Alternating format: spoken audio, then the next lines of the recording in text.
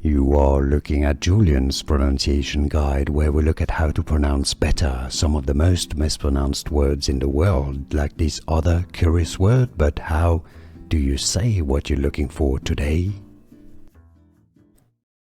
How do you pronounce this word? Very common word. How do you say it? British English first, and then we'll get to the American pronunciation. British English, jar. Jar, a long R sound. The R is often not pronounced, generally not pronounced in British English. Jar. American English pronunciation, however, the way it is said in the US, jar. Jar.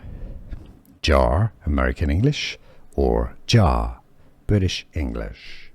Here are more videos on how to pronounce more confusing words and names too many mispronounced. Like this video if you found it useful. I appreciate your support. I'll see you soon and thanks for watching.